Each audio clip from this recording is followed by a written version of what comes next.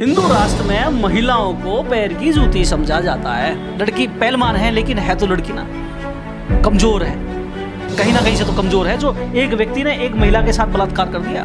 BJP का ये नारा था बेटी बचाओ बेटी पढ़ाओ। उन्होंने पहले कह दिया था जब चुनाव में आए थे, बेटी बचाओ यानी कि भारतीय जनता पार्टी के नेताओं से बेटी बचाओ, बेटी पढ़ाओ यानी कि तुम अपने पैसे से पढ़ाओ, सरकारी स्कूल नहीं देंगे। जब सरकार पूरा तंत्र उसके साथ खड़ा है तो क्या एक इंडिविजुअल व्यक्ति को डराना या धमकाना बड़ी बात है सरकार के लिए?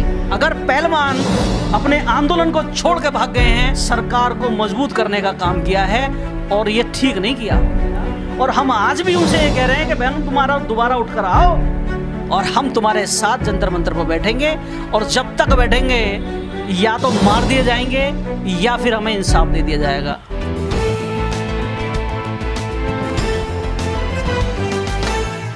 लेकिन जंतर मंतर पर महिला पहलवानों ने 1.25 महीने तक आंदोलन किया, उनको वहां से घसीटकर सरकार ने घर भेज दिया। क्या लगता है उनको न्याय मिल पाएगा? आपने इससे पहले एक सवाल नहीं करा, आपको एक सवाल और करना था हिंदू राष्ट्र वाला। अब मैं कर लेता हूं, चलो मेरा ही सवाल मैं ही जवाब देता हूं। इन्होंने पहलवानों ने 1.25 महीने आंदोलन किया और लास्ट में वो घर चले गए। तो ये क्या है? हिंदू राष्ट्र है, ठीक है। हिंदू राष्ट्र में महिलाओं को पैर की जूती समझा जाता है, बच्चा पैदा करने की मशीन समझा जाता है। वो सिर्फ चोला चूका करेंगी और बच्चे पैदा करेंगी, फालतू के कामों में उनका हस्तक्षेप करने का अधिकार नहीं है। और अगर किसी ने कर भी दिया कुछ बलात्कार बलात्कार जैसी तुम बातें कर रहे हो तो ये स्वाभाविक चीज़ें हैं। आप ऋषियों पर चलो, संविधान चलता है देश में, लोकतंत्र है। आप हिंदू राष्ट्र की बात कर रहे हैं, यहाँ पे कानून है, अपराध करने वालों को सजा मिलती है सरकार से, पुलिस प्रशासन से, कचहरी से। मैं आपकी वीडियो देखता हूँ, सबसे ज़्यादा तुम हिंदू राष्ट्र की बात करते हो, अब तुम संविधान की बात कर रहे हो, कमाल की बात कर रहे हो। चलो संविधान की बात। महिलाओं को पैर की जूती कैसे कह सकते हैं? मैं क्यों कहता हूँ? अभी आपने कहा। मैंने नहीं कहा, मैं तुम्हारी दूसरी वीडियो देखता हूँ ना, उसमें हिंदू राष्ट्र की बात करते हैं आप, उसके हिसाब से मैंने बोल दिया।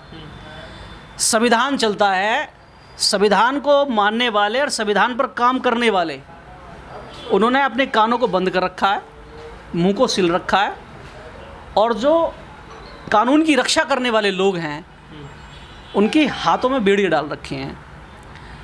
एक आईपीएस अधिकारी को कमांड करने के लिए एक 5वीं फेल मंत्री होता है। जब तक वो 5वीं फेल मंत्री उसे ये आदेश नहीं दे देगा कि इसे गिरफ्तार करना है, वो नहीं कर पाता।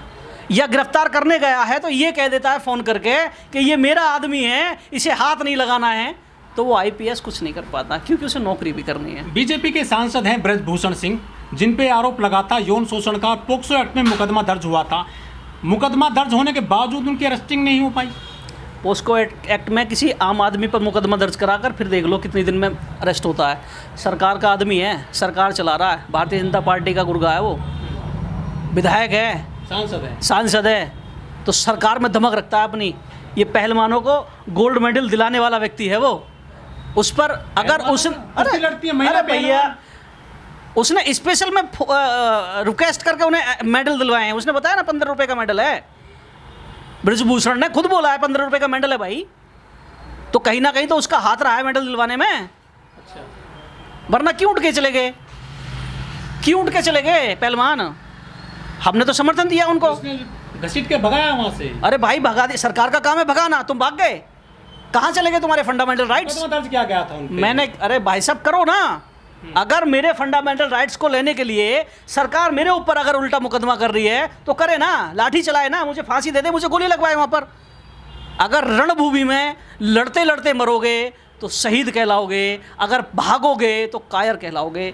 अगर पहलवान अपने आंदोलन को छोड़ के भाग गए हैं तो उन्होंने ये सरकार को मजबूत करने का काम किया है और ये ठीक नहीं किया। उन्हें रणभूमि में गोली खानी थी, भागना नहीं था उठकर।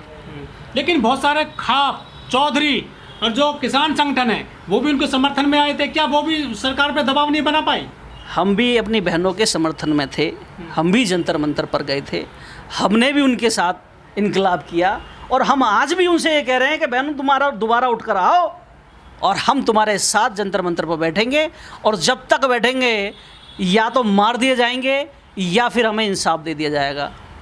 अच्छा, जिस समाज से बहन बेटियाँ आती हैं, महिला खिलाड़ी, जाट समाज आए, जाट समाज है जो उनकी खाप है, उनकी जो है खेत खलियान है वो मजबूत हैं, उनके चौधरी हैं और उनकी बड़ी बड़ी उन पे असर डालती हैं खापें सरकार के कायदे पे, कानून पर जो ऑर्डर होते हैं सरकार के, ये सरकार पे दबाव क्यों नहीं बना पाई, कहाँ कमी रह गई? आपको पता है, आपने एक समुदाय विशेष का नाम लिया। इस समुदाय विशेष की वजह से भारतीय जनता पार्टी के केंद्र में सरकार बैठी है। आप जानते हैं, अगर सही तरीके से मजबूती से, मुझे लगता है कि कहीं ना कहीं लीडरों की प्रॉब्लम है, जो लीडरशिप है, जो इसे लीड कर रहे हैं, जो समाज को लीड कर रहे हैं या इस लड़ाई को लड़ रहे हैं, कहीं ना कहीं, मैं किसी पे वो नहीं लगा रहा, लेकिन कहीं ना कहीं ये अपने आप में विश्लेषण करें कि कहाँ प्रॉब्लम है, कहाँ कमी रह रही है। वरना ये सरकार को हिलाने में इन्होंने पिछली बार ना हिलाया। किसान आंदोलन जो हुआ किसके दम पे था? पश्चिम में तो जाटों के दम पे था, हैं? जाटों के साथ तो हम भी थे ना, और जाट कोई स्पेशल थोड़ी है, रूस से थोड़ी आया जाट, जाट तो हमारा भाई है ना। जाट की लड़ाई हमने ना लड़ी है, हमारे साथ जाट ने लड़ाई लड़ी, लेकिन बात जाति की नहीं है, बात अत्याचार की है। तो मजबूत कौम है, तो बात मजबूत और कमज़ोर की नहीं है। हाँ। किसी भी समाज की, किसी भी धर्म या किसी भी जाति की बेटी को अगर बंद कमरे में एक आदमी अगर उसके साथ घिनौनी हरकत कर दे, लड़की पहलवान है लेकिन है तो लड़की ना, कमज़ोर है, कहीं ना कहीं से तो कमज़ोर है, जो एक व्यक्ति ने एक महिला के साथ बलात्कार कर दिया। आप समझ रहे हैं? अगर ऐसी घटना है तो ये कमजोरी के कारण तो हुई। अगर वो मजबूत होती तो उठाकर उसे वहीं पटकती, धोबी पछाड़ लगाते ना पहलवान, वहीं धोबी पछाड़ लगाती। तो कहीं ना कहीं तो कमजोरी है, कुछ तो कुछ है। उस कमजोरी का विश्लेषण करिए। सरकार की बात छोड़िए, यूएन ने हिल जाएगा, पूरा राष्ट्र हिल जाएगा, अमेरिका तक का, ये वो ताकत है। 100 महीने काफ़ी लंबा टाइम होता है, क्यों दबाव नहीं बन पाया सरकार पे? आंदोलनकारियों का, बहन बेटियों का, पूरे देश में आंदोलन हुआ था। एक प्रोपोगंडा है बहुत ज़्यादा सोशल मीडिया का। भारतीय जनता पार्टी ने बहुत बड़े सेल्स बना रखे हैं सोशल मीडिया के, और उन्होंने समाज को गुमराह किया हुआ है बहुत ज़्यादा। मैं एक फ़ोटो देख रहा था जो एआई के द्वारा बनाई गई थी।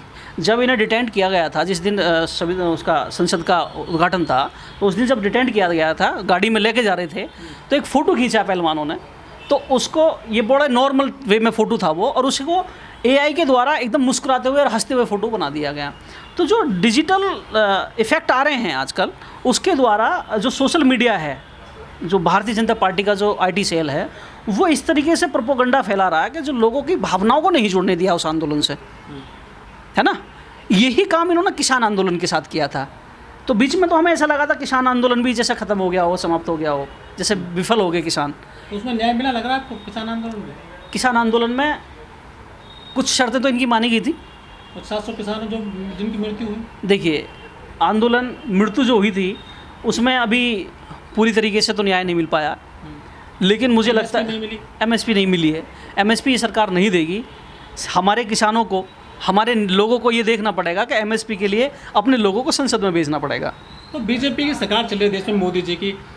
बीजेपी सरकार के लिए ये सांसद जरूरी है या बहन बेटियों की इज्जत जरूरी है? जबकि बीजेपी नारा देते हैं कि बेटी बचाओ, बेटी को आगे बढ़ाओ। सांसद बीजेपी का ये नारा था, बेटी बचाओ बेटी पढ़ाओ। उन्होंने कहा बेटी बचाओ, यानी कि हमारे सांसद और मंत्री विधायकों से बचाओ बेटी। उन्होंने पहले कह दिया था जब चुनाव में आए थे, बेटी बचाओ, यानी कि भारतीय जनता पार्टी के नेताओं से बेटी बचाओ।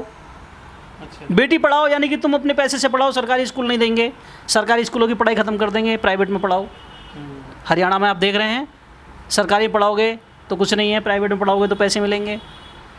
तो उन्होंने दोनों बातों को पहले कह दिया, आप समझे नहीं। उन्होंने कहा बेटी बचाओ, तो ये तो तुम्हारी जिम्मेदारी थी, आपने अपनी जिम्मेदारी नहीं निभाई। उन्होंने पहले इंडिकेशन दिया, समझे नहीं, आपकी गलती है। लेकिन जो एक नाबालिग जो पीड़िता है, उसने पोक्सो एक्ट का जो केस था वो वापस ले लिया है, ये किस तरह से मानते हैं आप पूरी प्रक्रिया को? मुझे ऐसा लगता है कि जैसे बाबा राम रहीम जो था, आसाराम जो था, जब इन पर मुकदमे लगे थे तो जो पीड़ित थे उनके घरों पर अलग तरीके से हमले कराए गए, उन्हें डराया गया, उनके परिवारों पर कहीं ना कहीं अलग तरीके से दबाव बनाए गए। तो कई लोग हताश होकर पीछे हट गए थे। मुझे इस प्रकरण में भी ऐसा ही लग रहा है, जिस तरीके से कुछ इन्होंने दबाव बनाया हो, कहीं से किस तरीके का प्रेशर बनाया हो, लेकिन डराया हो। आसाराम की जो पीड़िताएं थी वो तो पीछे नहीं हटी थी, कोई उनको सपोर्ट में भी नहीं आया था। हाँ, बाबा राम रहीम की तो हड्डी थी, एक हड्डी थी बाबा राम रहीम की। हाँ। मैंने बाबा राम रहीम को भी तो लिया। वाले मामले में पीछे नहीं हटा कोई भी। उसे तो ट्रक से मार दिया ना, कैद हो गई, पूरा परिवार ट्रक से मार दिया था, ध्यान है आपको। तो ये तो मजबूत महिला खिलाड़ी है, ये पीछे क्यों हट गई? मैंने क्या कहा, हो सकता है, मैंने कहा कंफर्म नहीं किया, हो सकता है, क्योंकि जब इतनी बड़ी सरकार, जब सरकार पूरा तंत्र उसके साथ खड़ा है, तो क्या एक इंडिविजुअल व्यक्ति को डराना या धमकाना बड़ी बात है सरकार के लिए, एक सांसद के लिए जो खुले चैलेंज दे रहा है, पीड़ित आंदोलन कर रहा है, और जो अपराधी है वो मीडिया में वाइट दे रहा है, चैनल पर बैठकर डिबेट कर रहा है। कितनी बड़ी बात हो सकती है, शर्मसार करने वाली बात। जाटों से बड़ा वोट बैंक राजपूत दिखाई दे रहा है बीजेपी को, लगता है आपको? मुझे लगता है कि इस घटना में वोट बैंक बीच में नहीं आना चाहिए, अपराधी की कोई जाति नहीं होती। और मुझे लगता है कि जो पहलवान हैं, राजपूतों की भी उतनी बेटी हैं जितनी जाटों की ये बेटी हैं, जाटवों की भी उतनी ही बेटी हैं जितनी जाटों की बेटी हैं। ये राष्ट्र की बेटी है। आप देखे नहीं, जब ये गोल्ड लेकर आई थी, पहलवानी में जीती थी, तो तुम्हारा भी सीना उतना ही चौड़ा हुआ था जितना उनके सगे भाई का हुआ था। मेरी बहन, मेरे देश की बेटी गोल्ड लेकर आई है, तो वो किसी जाति की बेटी नहीं है, वो राष्ट्र की बेटी है। और राष्ट्र की बेटी के साथ घिनौनी हरकत, ऐसे कृत्य माफ़ी करने के योग्य नहीं है। समाज को समझना होगा और इन्हें इसकी चोट देनी पड़ेगी, और ये चोट वोट के रूप में ही दे सकता है। लेकिन लोग धर्म के नाम पर अंधे हो चुके हैं। ना उन्हें बेटियां दिख रही हैं, ना उन्हें बहन दिख रही है, ना उन्हें माँ दिख रही है, कुछ नहीं दिख रहा, उन्हें सिर्फ धर्म दिख रहा है। और धर्म वो अफीम है, जब इसका एक बार नशा चढ़ जाता है ना, तो दुनिया लुट जाती है, लेकिन नशा नहीं उतरता। इसी तरीके से जर्मनी तबाह हुआ था, जिस तरीके से आज हमारे यहाँ पर ये सब चल रहा है, इसी तरीके से जर्मनी तबाह हुआ था। ठीक है, लेकिन जो मामला कोर्ट में चला गया है, चार्जशीट दाखिल कर दी गई है ब्रजभूषण के मामले में, लोग कह रहे हैं कि अब पुलिस से पल्ला झड़ गया है, अब जो कोर्ट आदेश देगा वो होगा, और अरेस्टिंग तो हुई नहीं है, अब सीधा साफ निकल जाएगा, कोई ज़्यादा बड़ा दबाव नहीं है ब्रजभूषण पर। अब तो मुझे लगता है जब मामला पुलिस के पास न रहा, तो मैं और तुम क्यों बहस कर रहे हैं फिर इस पर? फिर तो ये मामला ही नहीं है कुछ भी भाई। पहले ही अरेस्ट ना हुआ, चार्जशीट इसमें लग चुकी है, आयु तो अलग से खेल कर देता है, मुकदमे के अंदर आयु अलग से खेल कर देता है, और इतना बड़ा हाईलाइट मामला है, पहले सरकार उसके साथ है, तो चार्जशीट तो वैसे ही सुननी होगी। तो ब्रजभूषण तो जेल का दरवाज़ा भी नहीं देख पाएगा, अंदर जाने की तो बात छोड़ दो। इस वीडियो में कही गई सभी बातें वक्ता की अपनी राय है, जिसकी पुष्टि हम या हमारा चैनल नेशन टाइम नहीं करता।